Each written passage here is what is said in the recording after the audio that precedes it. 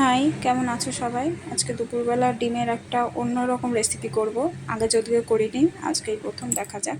তার জন্য আমার লাগবে টমেটো, পেঁয়াজ, কয়েক টুকরো আদা, কাঁচা লঙ্কা, মৌরি আর কাজু বাদাম কিছুটা।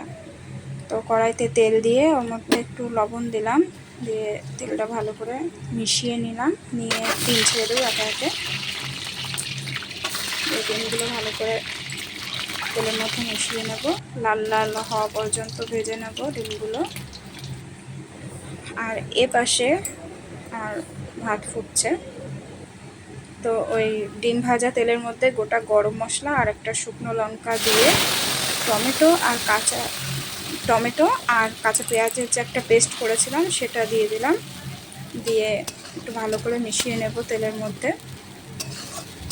মিশিয়ে ততক্ষণে এ পাশে আর আদা, কাঁচা লঙ্কা, কাজু বাদাম আর মৌরির যে একটা পেস্ট, এই যে পেস্টটা এবার টমেটোর মধ্যে দিয়ে দেব, দিয়ে ভালো করে একবার মিশিয়ে নেব।